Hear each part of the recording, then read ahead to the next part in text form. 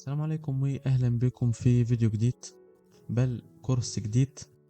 الكورس اللي هنتكلم عليه النهاردة هو كورس الدارك ويب. عارف اني متأخر عليكم جدا في رفع فيديوهات هنا على اليوتيوب، وده لعدة اسباب، اهمهم طبعا تطوير المادة العلمية اللي هنقدمها لحضراتكم. في الكورس ده ان شاء الله هنتكلم عن الدارك ويب. الكورس ده يعني في الوطن العربي نادر جدا ومفيش حد بيتكلم عليه جدا، وهي دي الحتة اللي قررنا ان احنا نرجع عليكم من خلالها. الدارك ويب ده هو جزء من الانترنت، ما ينفعش توصله بالطريقة العادية زي ما بتدخل على جوجل او فيسبوك والكلام والمواقع دي. ده مكان بيبقى متخفي ومتشفر تمام، وبيحتاج ادوات معينة عشان توصله، زي برنامج او شبكة طور. عموما طور ده بقى برنامج بيسمح لك تدخل على الانترنت بشكل مخفي ومجهول، بحيث محدش يعرف انت مين او انت جاي منين. الفكرة انه بيشفر البيانات ويعديها على كذا جهاز حوالين العالم، عشان كده بيبقى صعب جدا تتبعك. الدارك ويب نفسه مش كله شرير. كل اللي انت تسمعه عن الدارك ويب او فكرة انتشار الدارك ويب هي هتلاقيها متخزنة في ذاكرتك ان هو مكان فيه شر. هو فعلا، ولكن مش كله. زيه زي الانترنت العادي، زي ما فيه الحلو وفي ان انت تقدر تستخدمه للتعلم او للافادة او تفيد غيرك وكمكان حلو، في برضو الشر وفي ان انت تقدر تستخدمه في الشر وتعمل بيه تبتزي حد او تكون سبب في زعل حد او حزن حد او تمام. ابرز او اشهر الحاجات اللي انت بتسمع عنها عن الدارك ويب غير قانونية بتكون طبعا زي تجارة المخدرات والاسلحة او حاجات غير اخلاقية كتير. دول ابسطهم، يعني تجارة الاعضاء. طيب انا دلوقتي دخلت على اشهر موقع يا شباب، اللي هو الدارك نت ستور. الموقع ده لما تيجي تبحث عليه على موقع اهمية هتلاقي يديك روابط كتير، واغلبهم مش شغال. طب ليه الكلام ده؟ لان الموقع الحكومات بتقفله. الحكومات بتهتم ان هي تقفل المواقع دي اللي هي بتبيع الحاجات المحرمة دي، تمام، والغير قانونية طبعا. فانا هسيب لكم لينك الموقع للفرجة، يعني ما فيش حد اكيد عاقل هيدخل يشحن ويشتري حاجات من اللي احنا هنشوفها دي، تمام. وبرضه بالمرة هنتكلم عن موضوع الرات، جبته لكم هنا ونشوف الحوار ده. طيب دارك نت ده واحد من اشهر المواقع، هو وموقع تاني اسمه دارك نت ارمي. حلو جدا. الموقع ده على كل حاجة حرام ممكن تتخيلها. يعني عندنا هنا 20,000 يورو هيبيعهم لك، بس طبعا مزورين. هيبيعهم لك ب300 او $290 بس. هنا القائمة الاولى ده والصف الاول ده بيهتم بالفلوس المزورة، تمام. نيجي الخانة التانية هنا. صراحة انا مش عارف ايه ده، يعني انا مش عارف ايه ده، اول مرة اشوفه صراحة. ده عندنا ده تقريبا ده حشيش. ده حلو، 10 كيلو جرام تقريبا كده ب$70. وهنا عندنا الاي كي ده اللي هو في بابجي وفري فاير. ده اللي انا شفته صراحة، غير كده ما شفتوش انا في الحقيقة. طيب الحاجات دي فعلا بتشتري وحقيقية، والتقييم اهو. يعني ده مثلا واخد تقييم 5/5. ده معناه ان هو تاجر اصلي، تاجر فعلي، وراجل فل الفل، يعني ما بيكدبش على الناس. وسعر الحتة دي عاملة $900، يعني حوالي 40,000 جنيه مصري هنا. ده صراحة مش عارف ده مخدرات ده ولا سم، تمام. يعني اللي خلينا اقول كده ان هم ما بيبيعوش حاجة عادلة خالص هنا. برضو في ناس بتستخدمه علشان الخصوصية او الهروب من المراقبة من دول فيها قمع للحريات. فانت لو بتفكر تستخدمه محتاج تكون فاهم المخاطر دي كويس جدا، لانه مش مجرد مكان عادي وفيه مشاكل زي الاختراق، وفيه مشاكل طبعا زي الاختراق او التعرض لعمليات النصب او حتى الوصول لحاجة ممكن تضرك. ودي بقى الفكرة او المدخل اللي احنا هنتكلم عليه. احنا هنشرح الدارك ويب تماما. الكورس اوريدي اتصور، ففي الفيديو ده هعرفكم احنا هنتعلم ايه اصلا، تمام. ببساطة الكورس بتاعنا هنتعلم فيه، هيبقى فيه 5 كاتيجوري اساسيين. اول حاجة مقدمة عن شبكة طور، وازاي نحملها وازاي نثبته، وهنتعلم كل حاجة عن طور يعني من الاخر كده هو تعريف لشبكة طور عموما. تاني حاجة هنشرح نظام التيلز. ونظام التيلز ده نظام فيرتوال، ممكن نستخدمه كفيرتوال على فيرتوال ماشين كنظام وهمي، نقدر نستخدمه كنظام اساسي، نقدر نستخدمه على فلاشة. هنشرح فيه كل حاجة، واصلا اوريدي الكورس بتاعنا هيكون مبني على نظام تيلز، ان احنا نتعلم نظام تيلز ونطبق كل حاجة من عليه. هنتعلم طرق التواصل الآمنة، ان انت ازاي تتواصل مع حد على الدارك ويب بكل الطرق، زي البريد المؤقت والبريد المشفر والبريد الدائم، واشهر برنامج تواصل بيتجن. وهنشرح ازاي تضيف اصدقائك وتتواصل معاهم، والتواصل عن طريق شبكة طور، وازاي نتحقق من الاشخاص قبل ما نتواصل معاهم، وازاي نشارك ملفاتنا بطريقة آمنة ونستقبل ملفات حد بعتها لنا بطريقة آمنة. هنتعلم برضو التشفير، انواع التشفير والفرق بينهم، واضافة مفاتيح واستخراجها، وتشفير النص وتشفير الصور، تشفير الملفات، واضافة توقيعك على الملفات كاثبات للشخص الراسل ان هي واصلة منك انت. هنتعلم العملات الرقمية، ليه بنستخدمها وازاي نستخدمها. وهنشرح اشهر محفظة عملات رقمية الكتروم، وازاي نثبتها ونستخدمها، وازاي نحصل على بيتكوين او طرق الحصول على بيتكوين على محفظة البيتكوين، وازاي ومنين نحصل على البيتكوين، ومصارف البيتكوين حوالين العالم وطرق الحصول عليها. فمن الاخر كده انت بتتكلم عن كورس كامل متكامل، كورس ممكن يتخطى ال4 ساعات معانا. هنتكلم ونشرح فيه كل حاجة تخص الدارك ويب بشكل متكامل. اخر حاجة حابين نشرحها قبل ما تبدأ الكورس ده، الجزء اللي انت بتسمعه ده هيكون اوريدي فري على اليوتيوب. الكورس بينقسم لجزئين، المحتوى ده احنا بنتعب فيه جدا، لذلك هو مش هيكون فري بشكل كامل. اللي نازل على اليوتيوب ده جزء من الكورس بيكلمك ازاي تتعامل مع شبكة طور وتحملها وتستخدمها، وازاي تنزل نظام تيلز وتحمله وتستخدمه.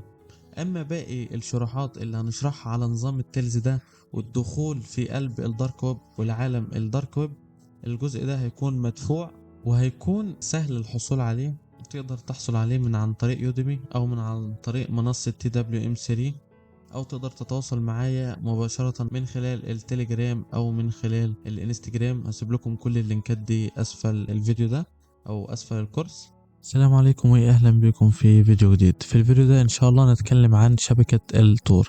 قبل ما ننزل الشبكة او ننزل نظام التاليز او نتعمق، فاحنا محتاجين نعمل تعريف عن الشبكة دي. تمام جدا. اول معلومة لازم نكون عارفينها هي ان الشبكة من الاجهزة اللي بتساهم في الحفاظ على خصوصيتنا واخفاء هويتنا الالكترونية، يعني نقدر نخفي نفسنا من عليها تماما، ودي حاجة حلوة جدا اثناء التصفح. شبكة بتسمح للكثير من الناس الدخول بها للتعرف على الخدمات الموجودة او صناعة خدمات فيها، يعني انت تقدر تتصفح خدمات من عليها او انت تقدم خدمات فيها. طبعا الخدمات دي ما ينفعش ندخلها من على الشبكة العادية، لا، شبكة تور بس اللي بتسمح لنا ان احنا ندخل جواها وناخد الخدمات دي، الشبكة العادية لا. رابع حاجة معانا ان احنا نقدر نستخدم شبكة تور تعمالا عن الشبكة العادية للحفاظ على خصوصيتنا. يعني ايه؟ من خلال تور نقدر نتصفح يوتيوب وفيسبوك واي موقع من المواقع العالمية الشهيرة، لكن على الشبكة العادية، الشبكة اللي ما فيهاش اي نوع من انواع الخصوصية، لا، مش هينفع ان احنا نستخدم المواقع او المنتجات او الخدمات اللي على شبكة تور. تمام جدا. طيب انا هنا لما بتكلم عن الخصوصية او البرايفسي، ده معناته ايه؟ انا لما اقول كده، لما اقول انا عايز استخدم شبكة تور علشان احمي نفسي وادي لنفسي اعلى قدر وقيمة من الخصوصية والبرايفسي. مثلا انا لما اجي استخدم اي موقع من المواقع العالمية زي جوجل، فيسبوك، تويتر، انستجرام، واتساب، المواقع دي بتستفيد ايه او بتعرف ايه عني؟ اولا بتعرف اللوكيشن، مكاني موقعي، بتعرف الكمبيوتر الجهاز اللي انا بستخدمه، بتعرف البراوزر او المتصفح، وكمان عندها ملفات الكوكيز الخاصة بيها. طيب المواقع الشهيرة والشركات الشهيرة والكبيرة دي بتستفاد ايه لما بتعرف المعلومات دي؟ ببساطة استفادتها كبيرة جدا. هي عرض الاعلانات. فمثلا هي لما تعرض لك، لما انا اكون فاتح محل او عندي معرض في منطقة الفيوم، وانا وانت شخص بتتفرج عليا في الكورس انت اوريدي من الفيوم، وانا عايز اعمل اعلان للمعرض بتاعي ده، فبما انك انت شخص من الفيوم وهو الفيسبوك او جوجل او تويتر او انستجرام عارف المعلومة دي ان انت من الفيوم، فهيبدأ يعرض لك المعارض والمحلات اللي هي بتكون في الفيوم. هل الموضوع كده بس؟ لا، الاجهزه يعني انت لما تدخل على الماركت بليز عايز تشتري حاجه او بتبحث عن حاجه معينه، دايما يجيبها لك في المنطقه اللي انت موجود فيها. ده على قد ما هو شيء جميل وحلو جدا كونك مستخدم عادي، لكن يعني كونك سايبر سيكيورتي او حد عايز يتمتع بالخصوصيه الكامله والكبيره هيكون حاجه ما بيحبهاش. ولكن انا عن نفسي انا لما بحتاج اشتري حاجه ماركت بليس نمبر 1 تمام، بستفاد من الموضوع ده. لكن في بعض الاحيان محتاجين نستخدم شبكه تور. فهمتوا الفكره؟ والكورس ده احنا اصلا عاملينه عشان نتعلم الحتة دي، عشان نتعلم ازاي نحافظ على خصوصيتنا. طيب هل المواقع دي بتاخد البيانات بتاعتي دي بناء على ان انا شخص عامل حساب عندهم؟ لا طبعا. ومثال بسيط على كده تيك توك وكمان انستجرام. انت لو دخلت على تيك توك وقعدت تقلب هيبدأ يعرض لك المحتوى اللي انت مهتم بيك، سواء محتوى ديني، محتوى خاص بالعربيات، محتوى خاص بالسايبر سيكيورتي.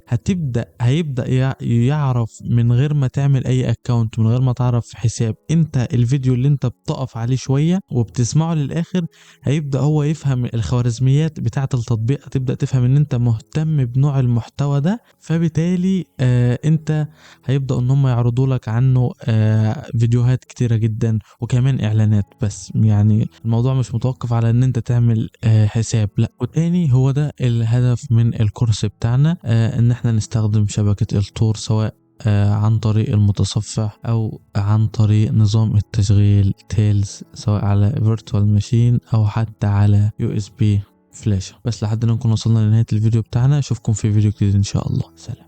السلام عليكم واهلا بكم في فيديو جديد. طيب في الفيديو ده ان شاء الله نتعلم ازاي ننزل متصفح تور. قابلنا مشكلة بسيطة في بعض الدول العربية، وانا عارف ان ليا متابعين في الدول العربية مش كلهم مصريين. بعض الدول العربية مش بتسمح باستخدام متصفح تور. ففي الفيديو الجاي ان شاء الله هنتعلم ازاي نحل المشكلة دي. لكن الفيديو ده احنا هنتعامل ان احنا هنحمله بشكل طبيعي جدا بدون اي مشاكل.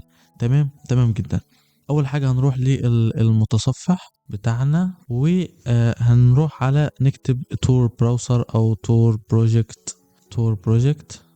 طيب داونلود تور براوسر وننزل تحت وهنبدأ ان احنا ننزله من على لنظام ويندوز.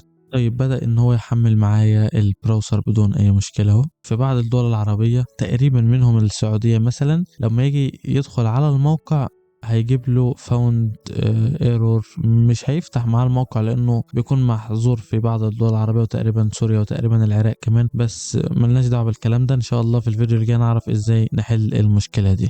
ادي النظام اتحمل اهو عندنا زي ما انتوا شايفين كده. في الداونلود نزل معايا على الداونلود. طيب اللي متابعني في اخر فترة نزلت على اليوتيوب فيديو بسيط لما تم اختراق جهازي بسبب نسخة لينكس اللي نزلتها من على الموقع الرسمي. هتلاقي الفيديو ده موجود على اليوتيوب بتاع اختراق ويندوز 11، كانت احدث كمان نسخة. فاحنا محتاجين ان احنا نطمن على النسخة اللي عندنا دي عشان ما اقعش في الفخ ده تاني. هنروح على الداونلود تور بروجكت ونيجي عند سيجنتشر، نزل معانا كده.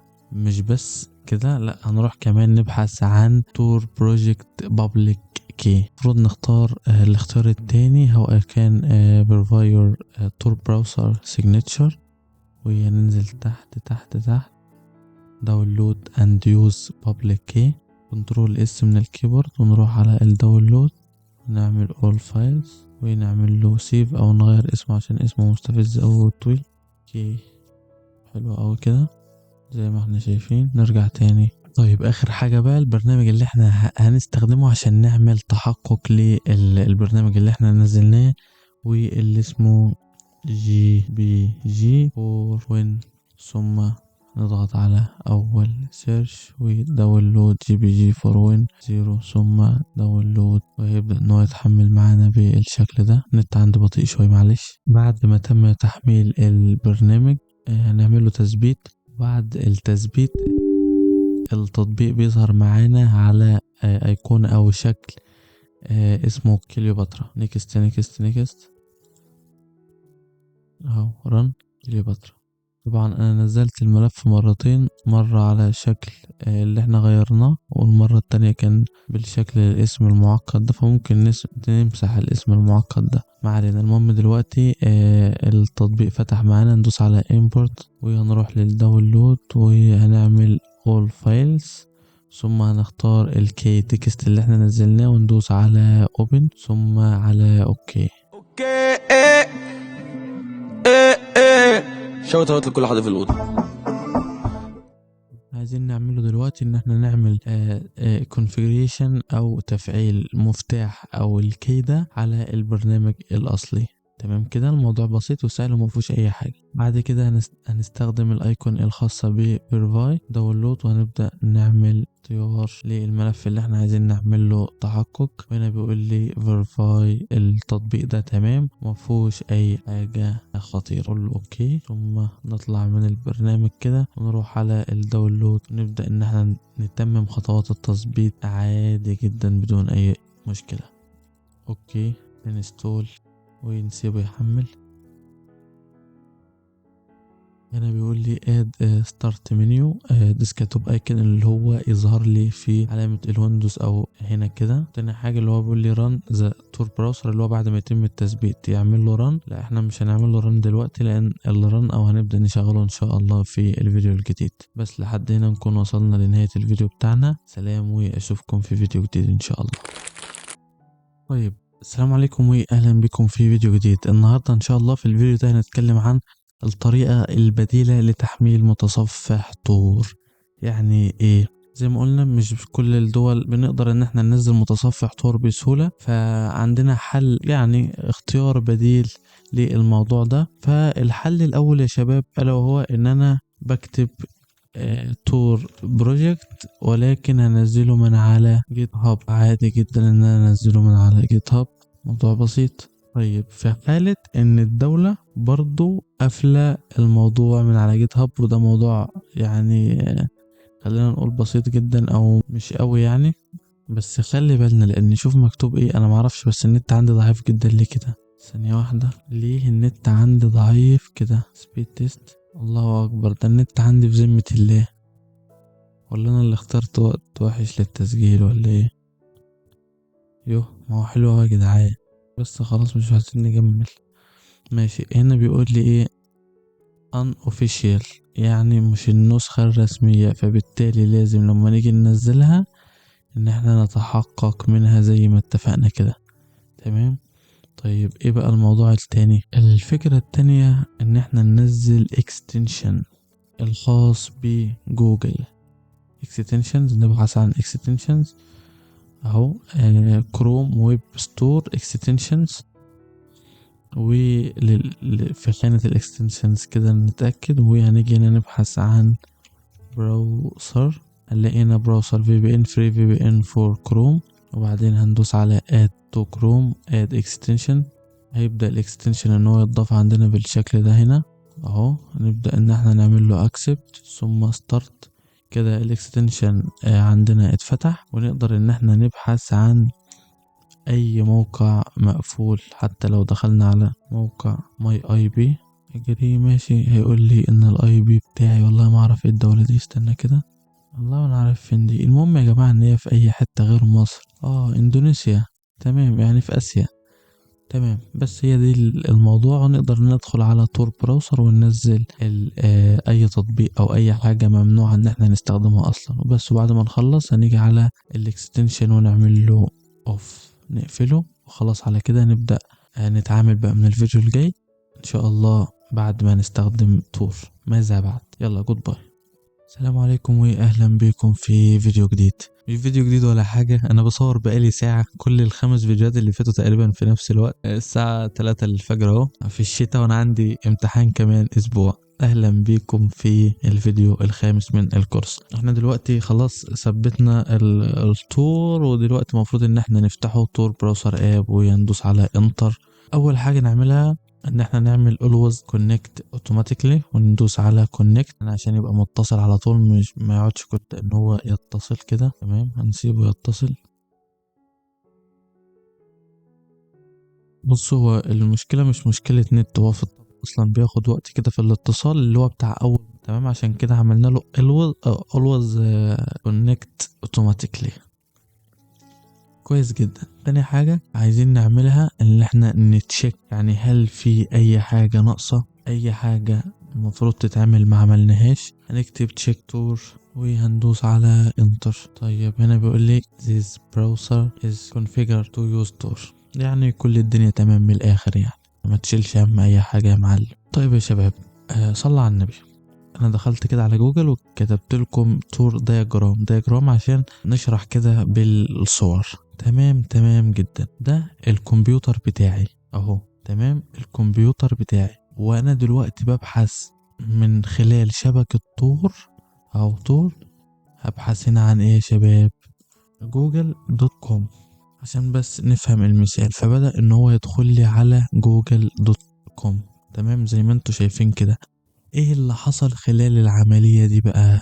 تعالوا نفهم كده الموضوع واحدة واحدة. فعشان ندخل على الويب سيرفر ده، فاحنا بنمر من على 3 نود الاول والنود التاني والنود التالت. فبالتالي لما بعدي من على ال3 دول، الويب سيرفر ده بيقرأ ان هو جاي من على النودز، او النودز دي مثلا كانت في دولة كندا، والنود ده كان في دولة امريكا، والنود ده كان في بريدج او دولة المانيا. فبيبدأ المتصفح ده يقرأ ان انا داخل عليه من دولة المانيا، ومن قبليها امريكا، ومن قبليها جيرماني مثلا، اللي او انجلترا، او بريدج ايا يكن. هي دي فكرة الحماية وفكرة الاتصال اصلا يا شباب، ان المتصفح او السيرفر بتاع اي موقع هدخل عليه ما بيعرفش انت داخل عليه من اي جهة. مثال بسيط نقدر نعرفه من خلال الكاتيجوري ده اهو، this browser. هنا بيقول لك عشان انا داخل على جوجل دوت كوم اهو، انا معدي من على فيرلاند دولة، ونيوزيلاند دي دولة تانية وليها اي بي معين، وده ليها اي بي معين خاص بيها، ويونايتد كينجدوم اللي هي المملكة المتحدة او انجلترا، عشان يدخلني على موقع جوجل يا شباب. فهي دي فكرة السكيورتي او الحماية اللي شبكة تور بتدي الميزة دي لمستخدميها، فكرة الحماية. تمام كده. طيب يا شباب، شايفين الستيب او الستيب 1 دي اللي هي بين الكمبيوتر الشخصي بتاعي والنود الاول او السيرفر الاول؟ خلال الخطوة دي مزود خدمة الانترنت يقدر يعرف ان انا داخل على الدارك ويب، بس دي كل المعلومات اللي يقدر يعرفها. ولكن وشد هنا متخط، ما يقدرش يعرف انا داخل بعمل ايه على الدارك ويب. فاهمني؟ يعني هو اخر معلوماته هتقف هنا. لكن المشكلة هي دي مشكلة بالنسبة لي، مشكلة بالنسبة لي كسايبر سيكيورتي. شد هنا برضو خط. لكن احنا في الفيديو الجاي هنتعلم ازاي نعمل بريدج او نشغل في بي ان عشان نمحي الموضوع ده، نخلي مزود خدمة الانترنت ما يفكرش اصلا في حاجة زي كده ولا يشوف حاجة زي كده. تمام. حاجة تاني ان شاء الله برضو هنتعلمها. لسه معانا نظام التاليس. فنظام التاليس ده بيكون نظام، بص يعني مش هديكم مقدمة عنه ولا هنتكلم عنه دلوقتي، خليها في لما نوصل لها يعني. بس هو نظام كامل متكامل زي النظام اللي وهم الفيرتوال ماشين، سواء كالي لينكس او حتى ويندوز اللي بنعمله على الفيرتوال ماشين. نفس الفكرة كده، اللي هو اي حاجة بنعملها جواه نشتغل نجرم جوه ونطلع ولا اي حد يعرف عننا حاجة. انا بقول هنا مثال، محدش ياخد المحتوى على محمل الجد يعني. تمام، احنا كل حاجة بنتعلمها ايثيكال اخلاقية. تمام جدا. هل مزود خدمة الانترنت ممكن يقف على حتة ان انت بتستخدم متصفح تور بس؟ لا، هو كمان عنده الصلاحية انه يقفل الخدمة دي عندك. موضوع ان احنا نحجب الموضوع ده او نوقفه مش غاية او مش بمزاجنا، ده لازم. تمام. وكمان مش بس كده، في حاجة بتتعمل ممكن مزود خدمة الانترنت بس اللي يعملها، حاجة اسمها دي بي اي، اختصار لديب باكيت فلتر. ودي من خلالها بيقدر يعرف انا دخلت، ولكن بتكون معقدة جدا مش اي حد يقدر يعملها. انا داخل اعمل ايه على الدارك ويب او السيرفر اللي انا وصلت له اللي في الاخر ده. ليه؟ بحكم انه مزود خدمة الانترنت. فالموضوع يا جماعة مش مجرد بس بمزاجنا، لا ده احنا لازم نعمله. بس لحد ما نكون وصلنا لنهاية الفيديو ده، واشوفكم ان شاء الله في فيديو جديد. سلام. السلام عليكم واهلا بكم في فيديو جديد. طيب يا شباب، في الفيديو ده ان شاء الله هنتعلم ازاي نضيف بريدجت او كوبري. الكوبري ده هنقدر من خلاله ان احنا نمنع مزود الانترنت من اكتشاف ان احنا داخلين على متصفح تور اصلا، من خلال اضافة بريدج. طيب والله بكل بساطة، ونيجي هنا نقول له ايه، بريدجز تور براوسر. تمام، وهنا يقول لي تور بريدجز تور براوسر. ندخل على اللينك ده، بريدجز داونلود، بيقول لنا داونلود متصفح تور، ثم هندوس على جيت بريدج، وهنا هنقول له جيت بريدج، وهنا هنعمل كوبي اول، كنترول سي او كوبي اول كده ماشي، وهنروح لتور. نطلع من ده خلاص، هنروح على العلامة دي الخاصة بالسيتنج، ثم ننزل عند كونكشن، نضغط هنا على اد نيو بريدج، وهندوس كنترول في عشان ننسخه، ثم نكست، ثم اوكي. بس ظهر لي البريدجات اللي احنا ضفناها بكل بساطة. عايزين بقى اخر حاجة نعمل اختبار اتصال، فهنقول له check وهندوس على انتر، وجاب لنا congratulations this browser is configured to use to. طيب لحد هنا نكون وصلنا لنهاية الفيديو كده، الاتصال تمام والدنيا تمام، وان شاء الله اشوفكم في فيديو جديد. سلام. السلام عليكم واهلا بكم في فيديو جديد. الان يا شباب عشان ندخل على التور project.org او الموقع اللي احنا داخلين عليه حاليا ده، فبيجيب لنا ان من خلال البراوزر ده عدينا على البريدج اللي احنا ضفناه، وعدينا على دولة المانيا باي بي، والمانيا تاني باي بي مختلف. اذا انا دلوقتي داخل على تور من دولة المانيا. طيب لو شلنا البريدج ده اللي احنا حاطينه هنا في السيتنج، يبدأ يجيب لنا زي ما شفنا في الاول ان هما الثلاث دول، هيجيب لنا 3 دول مختلفين. لو عايز اغير السيركت ده، ندوس على نيو تور سيركت من هنا، فيبدأ ان هو يغير لنا تغير لنا دولة المانيا دي اللي هي في النص اي بي. نقدر نعمل كده، غير لنا اخر حاجة لروسيا باي بي مختلف. نقدر نعمل تاني، هنا جايب لنا دولة، وهنا المانيا، هنا مثلا بولندا، فنلندا، هنا جرماني على حسب. يعني احنا بنسيبها كده اوتوماتيك، يعني ما بنلعبش فيها، بس انا حابب ان انا اعرفك يعني الدنيا بتكون ماشية ازاي على المتصفح هنا. كمان في حاجة نسيت اقولها، ان انا مكان البريدج ده، ولكن انا مش هشرحها، هنقولها نظري لان هي ليست مهمة وكمان بتتطلب دفع. مكان البريدج ممكن نستخدم VPN. الVPN برضو بيعمل نفس عملية البريدج. يعني لما انا ابحث دلوقتي على متصفح تور من على الانترنت الخاص بيا، فقلنا ان مزود خدمة الانترنت يقدر يعرف ان انا داخل من على متصفح تور، بس مش عارف انا داخل على ايه، فعشان كده عملنا البريدج. نقدر مكان البريدج ده نعمل VPN. وطبعا الVPN لازم يكون مدفوع مش مجاني، لان المجاني بيعمل نفس عملية مزود خدمة الانترنت. طب واحنا ليه احنا كده عملنا ايه؟ فلازم يكون مدفوع. فعشان كده انا ما شرحتوش، ولكن حبيت اقوله برضو عشان كنوع من انواع العلم بالشيء. ممكن افضل VPN مدفوع هو IP vanish او IP banish، حاجة زي كده، هو افضل حاجة يعني. ما استخدمتوش انا من زمان، وفي نفس الوقت هو افضل VPN مش بيعمل تتبع للمستخدمين بتوعه، يعني اكثر امان. طيب يا شباب، عندنا العلامة بتاعت المكنسة دي، نقدر ندوس عليها وبيعمل لي ريسيت للايدنتيتي، يعني بيعمل لي ديليت اي معلومات او اي حاجة انا بحثت عنها. all ويب سايت will be lost، يعني هتفقد كل المعلومات او اي حاجة انت بحثت عنها. او اقدر اجيبها من الثلاث علامات دول اهو، وادوس على نيو ايدنتيتي وريسيت باسورد هنا او هنا. خلاص كده رجع لي المتصفح جديد تماما. نفس فكرة الديليت هيستوري في جوجل كروم او فايرفوكس او كمان برضو نقدر ان احنا ندوس على نيو سيركت، اللي هو لما نيجي ندخل على اي موقع زي ما قلنا بيجيب لنا 3 نودز هنا، فهنقدر نغيرها من خلال نيو تور سيركت دي السايت، او هيغير لي السيركت او النودز اللي هنا. تمام يا شباب. برضو حاجة مهمة جدا، لازم نروح على السيتنج ونبحث عن updates، او نتأكد ان احنا على اخر تحديث، او ندوس على check for updates، فبيقول لي Tor browser is up to date، يعني احدث حاجة. برضو عايزين نتأكد، هنروح على البرايفسي وعايزين نتأكد ان المتصفح ده مش بيعمل او مش بيسيب اي هيستوري او داتا احنا بنستخدمها. فالهيستوري اهو تور براوسر ويل never remember history، يعني ابدا ما تسجلش اي داتا خاصة بمتصفح تور.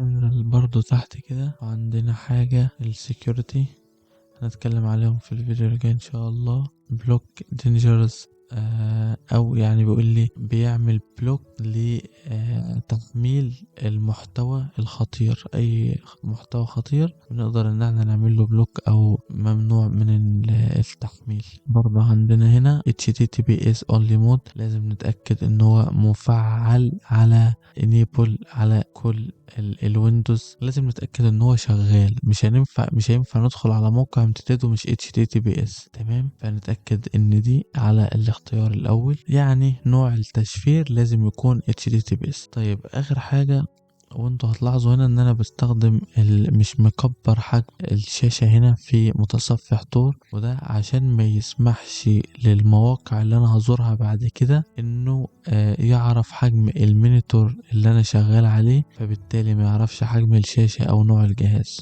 لما يعرف حجم المونيتور يقدر يعرف نوع الجهاز، وده اي نعم حاجة بسيطة، ولكن احنا عايزين هنا اعلى وافضل مستوى امان. اهلا بكم في فيديو جديد. هننتقل هنا للبرايفسي والسكيورتي، وهنيجي عند السكيورتي. عندنا 3 انواع من السكيورتي. ستاندرد ده بيقول لي all browser and website features are enabled، يعني هيكون سامح باي حاجة وكل حاجة المميزات في الموقع ان هي تشتغل. وعندي هنا السيفر ده بيقول لي بيعمل لي disable website features that are often dangerous. يعني ايه؟ يعني بيعطل لي بعض المميزات او بنفقد بعض المميزات في الموقع. اول حاجة هي الجافا سكريبت، يعني بيعطل لي الجافا سكريبت في اي موقع ما يكونش الامتداد بتاعه او التشفير بتاعه HTTPS. هنا بيقول لي بيعطل لي الخطوط، بعض الخطوط وبعض العلامات الترقيمية الرياضية وكده. وتالت حاجة بيقول لي ان الاوديو اند فيديو ال HTML ميديا بيعمل لها، بيخلي الكليك توب لي، يعني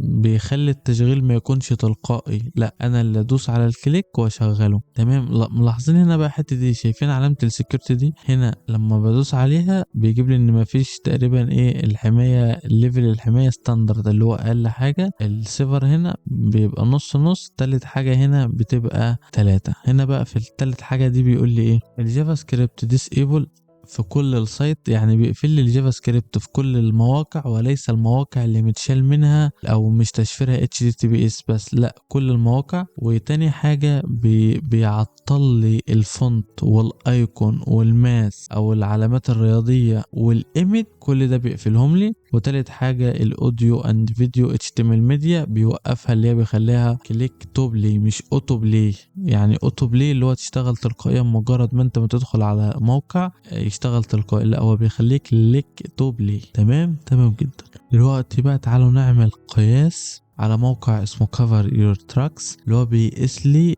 مدى نشر بياناتي او من خلاله هل بياناتي اقدر اتعرف ولا انا متخفي بشكل كامل. لما نيجي على اقل حاجة اللي هي ستاندرد كده، وبعدين نيجي على cover your tracks ونعمل كده ريفريش شوية وننزل تحت تستير براوسر. زي ما قلنا عاملين الحماية بتاعتنا اقل حاجة ستاندرد. وهنا بيقول لي ان البلوك تراكر ادس حماية شبه نصفية او نصفية، وهنا التراكر حماية نصفية، والفينجر برينت كمان في منه متشابه. وهنا عندي 12 بت. يعني ايه بقى 12 بت؟ يعني في 12.1 بت من المعلومات بتاعتي ان هو بيشاركها. تمام، او مش بيشاركها بمعنى اللي هو زي الفيسبوك وجوجل وكده، لا افهمكم دلوقتي. لما نيجي هنا على سيفر مثلا نحددها ونروح لكفر تراك ونعمل سيرش جديد، فهنا بيقول لي الادس التراكر ادس شبه نصف او حماية نصفية، والتراكر حماية نصفية برضو، والفينجر برينت يور براوسر ان يونيك فينجر برينت دي ما زالت عندنا مشكلة برضو. ننزل كده لقدر المعلومات اللي بيسربها 17.5 بتس. طيب يا شباب، 32 بت هي علميا مقدار كافي جدا ان يتم كشف هويتك. تمام. 17 دي يعني النص تقريبا او اكتر من النص بشويه، لان 32 بت هو اللي من خلالها الاي الانفورميشن بتاعتك او المعلومات بتاعتك لما تتسرب بمقدار 32 يقدر ان هو يكشف هويتك. لكن 17 احنا ما زلنا برضه في الامان. طيب تعالوا بقى للسيفست وكفر يور تراكس ونعمل كده. طيب لما اخترنا بقى الحماية التالتة اللي هي سافست، يس يعني اكثر امانا يا شباب، وهنا تسريب اقل تسريب 7.5 تقريبا. طيب هنا نكتشف ايه؟ نقول ان ده رقم 1 في الامان، وبعديه الستاندرد، وبعديه السيفر. هتقول لي ازاي؟ مفروض بالترتيب، ده ثم ده ثم ده. لا، احنا اللي ظهر لنا ان ده 14، ده بيسرب قدر 14، اما ده بيسرب 17. تمام. فاذا ده اعلى من ده على تقييم الموقع. خلاص، يبقى احنا نتعامل يا ده يا ده. اعلى امانا ايه فيهم؟ اللي هو السبت، فده اكثر امانا. شوف انت تتعامل بايه، واستنانا في الفيديو الجديد ان شاء الله. سلام. السلام عليكم واهلا بكم في فيديو جديد. طيب ان شاء الله في السكشن الجديد ده هنتعلم ايه؟ هنتعلم استخدام نظام تاليس. انت متابعني انا بشكل شخصي او متابع جيد لعالم السايبر سيكيورتي بشكل عام، فانت عارف ان احنا بنستخدم كالي لينكس على فيرتوال ماشين اللي هو في ام وير او فيرتوال بوكس، وبرضه عاملين المختبر التجارب او مختبر الاختراق بتاعنا على نظام الويندوز، ويندوز 10 على فيرتوال ماشين زي ما انتوا شايفين كده. فاحنا عندنا هنا ويندوز 10 وعندنا نظام اللينكس. احنا دلوقتي شبكة طور مش بس ان احنا نقدر نتعلم ندخلها من خلال متصفح طور على النظام الاساسي، لا، احنا نقدر نستخدم حاجة اسمها نظام تاليس. النظام التاليس ده ليه طريقتين ان احنا نقدر ندخل عليه. الطريقة الأولى هو إن إحنا نعمله على نظام وهمي فيرتوال ماشين في ام وير، زيه زي ويندوز 10 أو زيه زي نظام كالي لينكس. الطريقة التانية وهي الأأمن وهي الأكثر استخداما هو استخدام نظام تاليس ده على فلاشة يو اس بي، حتة فلاشة كده تكون 8 جيجا أو أكتر، نثبت عليها النظام الوهمي ده اللي هو التاليس. أول ما نحط الفلاشة في الكمبيوتر نقدر ندخل على النظام ونتعامل عليه، وأول ما نشد الفلاشة من الكمبيوتر ولا كأننا كنا موجودين على الإنترنت، ولا كأننا كنا موجودين. مفيش أي دليل مادي نهائي يضمن وجودنا على الإنترنت إن إحنا كنا على نظام تاليس. الموضوع ده بيتم من خلال الفلاشة وبيتم من خلال الفيرتوال ماشين. طيب يفترض علميا أو الأفضل إن إحنا نعمله من على الفلاشة، تمام، أو نستخدم نظام تاليس على الفلاشة، ولكن أنا هستخدمه على فيرتوال ماشين أو الفي ام وير بتاعي. ايه الفرق؟ الفرق هنا في الاستخدام الفعلي. انت لما تيجي تستخدم التاليس او شبكة الطور بشكل فعلي، محتاج ان لما حد يفتح جهازك ما يشوفش اي دليل على ان انت بتستخدم شبكة طور، ما حدش يشوف، فبالتالي هتعمله على فلاشة. طيب انت ما حدش بيفتح جهازك غيرك، ما حدش بيفتح اللابتوب بتاعك غيرك، لا، يبقى ساعتها هتنزله على نظام الفيرتوال ماشين زي ما انا ما هعمل كده بالظبط. انا اللي انا هشرحه ان احنا ازاي ننزله على فيرتوال ماشين الفي ام وير، لكن انت عايز تنزله على فلاشة هيسيب لك فيديو، لينك الفيديو في الوصف ده، او هندخل دلوقتي على اليوتيوب اجيب لك فيديو تبعه ان انت ازاي تنزل نظام تاليس على فلاش. لكن مش عايز تنزله على فلاش وعايز تعمل زيه وتنزله على فيرتوال ماشين في ام وير، يبقى هتستنى معايا الفيديو الجاي ان شاء الله. هندخل على اليوتيوب ونكتب تاليس اون يو اس بي، هنلاقي اول فيديو هنا بتاع ديفيد بومبل. هنتابع الفيديو وهنقدر ان احنا من خلاله ننزل نظام التلس على فلاشة يو اس بي. طيب انا ليه مش هعمل كده مع اني عارف ان ده الافضل وده الصح؟ لاني مش هعرف اصور خلال الشرح بعد كده، مش هعرف ان انا اصور وحاسس كده ان ايه، هبقى ملخوم شويتين او هدور على برامج وانا في وقت حاليا مش رايق للموضوع ده. تمام، فعشان كده هنستخدم عادي نظام في ام وير عادي جدا بدون اي مشاكل.